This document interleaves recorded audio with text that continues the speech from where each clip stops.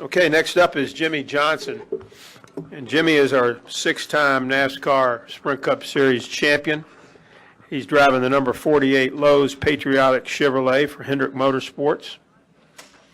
And certainly coming to a racetrack he's very familiar with and been to Victory Lane many times here. But Jimmie, I'm going to ask you first. Yesterday you got to vote, cast your ballot for the 2015 NASCAR Hall of Fame class. It was history in the making there. How did you like that? That was a huge. Is this on? Yeah. Oh, there we go. Okay, that was a huge honor and an amazing day to be a part of.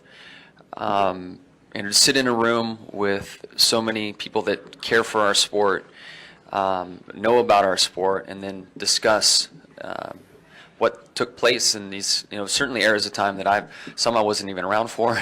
Others I was on the West Coast and didn't know of NASCAR. But it was a very awesome and unique experience, and something I think that is, one, a huge honor, two, years to come, it's only going to help the drivers in the garage area understand the history of our sport and be closer and more attached to the people that built the sport. And in a big way, I wish that the garage area could sit in on that discussion and see the respect that the peers and the people on the voting panel have for our industry and for the people involved. It wasn't an easy process to work down to 5, and all 20 on that list were very deserving to be in the Hall of Fame. So to see the process, to see the care of our peers, our industry, it was a very good experience. And again, I just wish that, I think of myself still kind of young in the sport. It was huge for me. And then I think of Kyle Larson and other younger drivers coming along, how good it would be for them to see and witness all of that. So an awesome day. The champion gets that honor, and it is a huge honor. And I know that the champions behind me will have as great of experience as I did. Thank you, Jimmie. We'll start with questions now. We'll go here with Mark in the red shirt, and then we'll go to David Caravello, and then Alan Cavanna. Mark Doe for WYFF out of Greenville, South Carolina. How is this race different for you? The fact that it's the longest race of the year, what is the preparation like this week, and then how is Sunday different, being that it is the longest race of the year? It's not tremendously different anymore. The big thing you need to stay aware of is the track changing. That's the biggest issue that we'll deal with starting the day and finishing late in the night. I think maybe towards the start of my career, we were a little bit worried about equipment and managing equipment, but those all seem to be distant memories now, and you can really run every lap like it's the last. Drivers' fitness and hydration is kind of a player in there as well, and you might see a little bit of fatigue at the end. So I feel like I've got that base covered if it does come down to that. But you've got a lot of opportunities to work on your car, and that's what I'll tell myself all night long.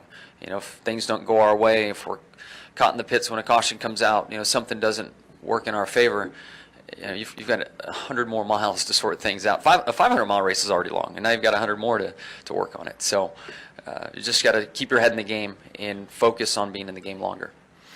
Go David Caravello, Alan Cabana, Jeff Gluck. Go ahead. David Caravello, NASCAR.com. Jimmie, there's always been a lot of curiosity in the Cup Garage area about the Indy 500, and if this experience for Kurt goes well on Sunday, do you think more NASCAR drivers might be inclined to give it a look? I think so. I feel like there's been an open door there. At least I know there has been for myself and in discussions with many teams on the IndyCar side.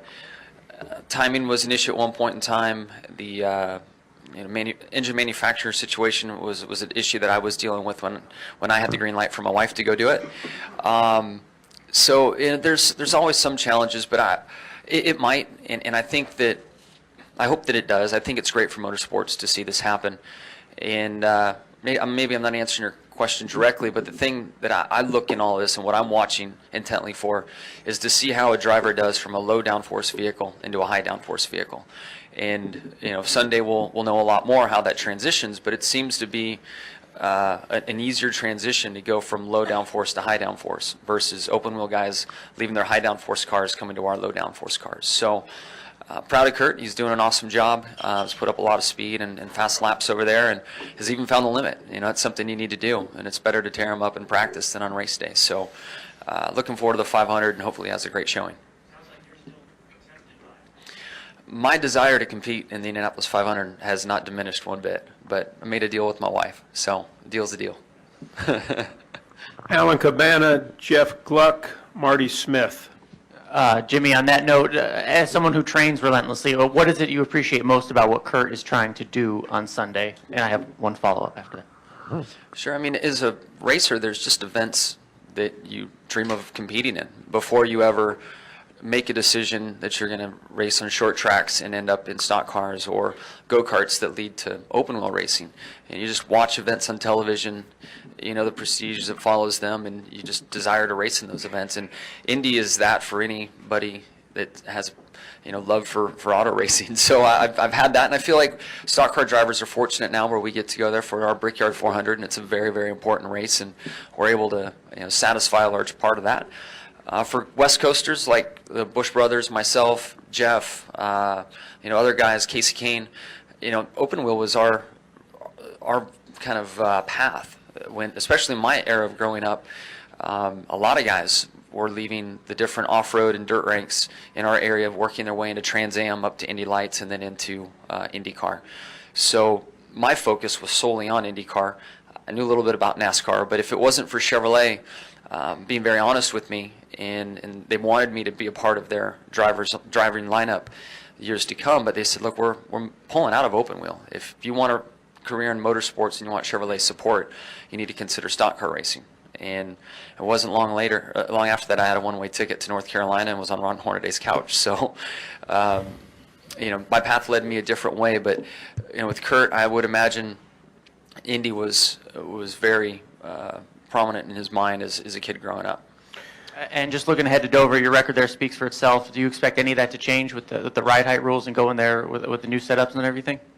Yeah, it's all different. There's no doubt. We had a setup that worked well with a variety of generations of cars, and it'll be a little different going back, but there's a rhythm and a style to drive that racetrack that I think sticks with the driver regardless of cars. So I'm very optimistic about our performance over there.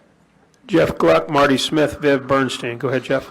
Jeff Gluck from USA Today. I mean, you've obviously been asked pretty much every week for the last few weeks about not having won this season yet, and I know you've said that you're not overly concerned, but Chad was on Sirius this week, and he was saying that, you know, you've struggled a bit with the new rules package because it favors a tighter car, and you like to drive a looser car, and that you might have to adapt a little bit. They're trying to adapt it for you.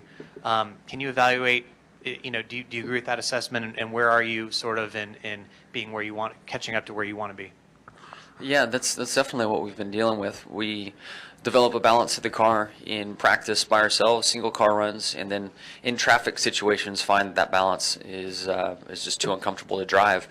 So trying to trade off single car speed versus how the car handles in traffic has been kind of our goal, and I do like a loose race car, and as we get in traffic, the car typically gets looser. So if you start with a loose car and you end up deep in traffic, you're not really going anywhere. You're kind of stuck.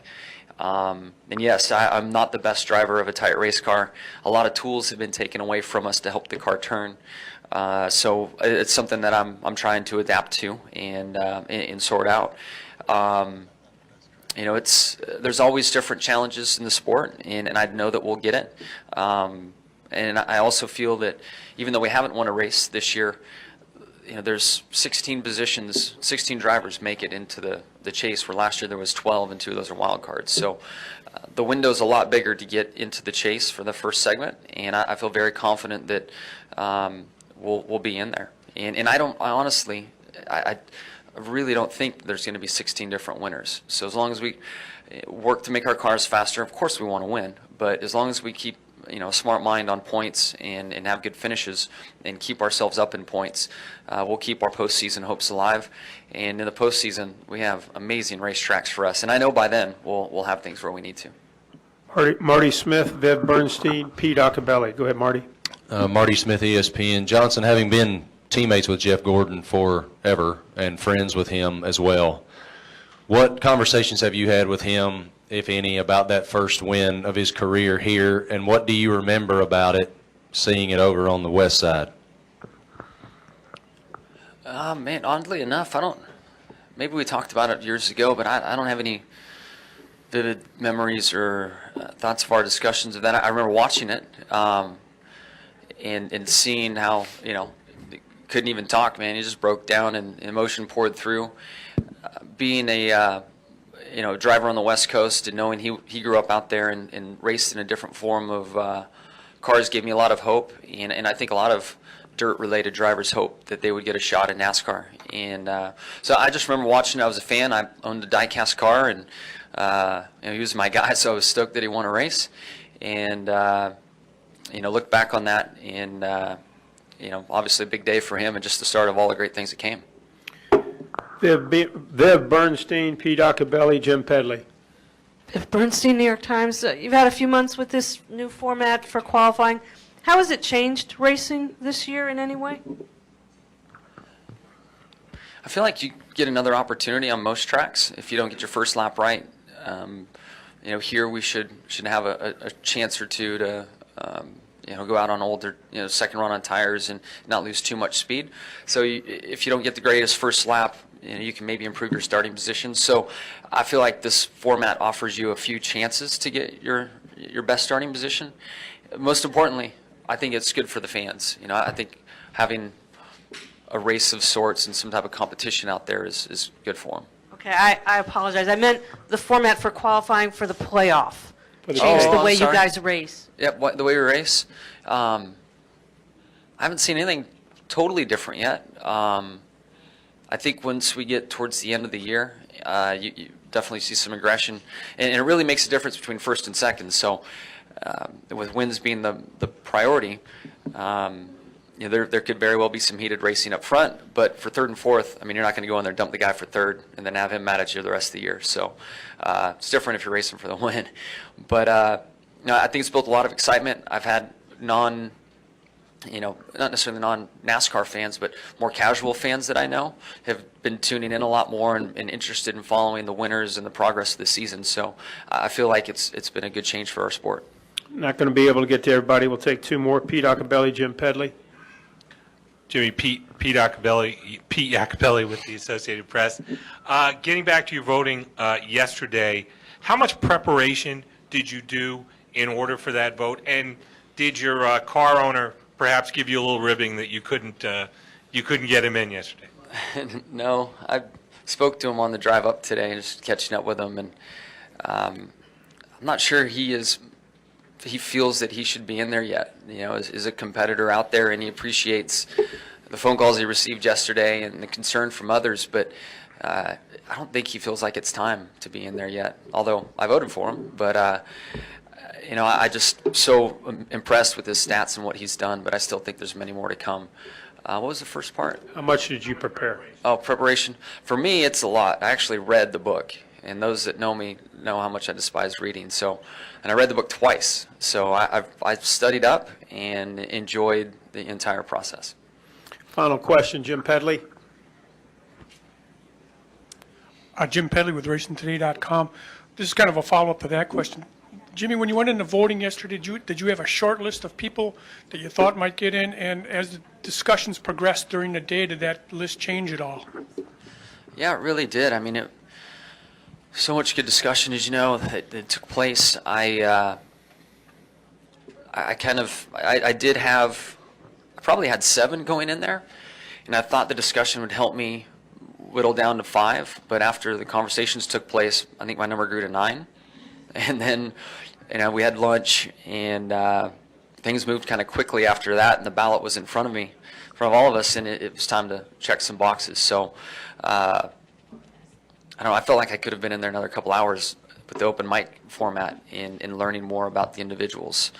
But not an easy decision. And just following social media and seeing people reply and upset that someone they're a fan of or related to even didn't make it in, I feel for everybody.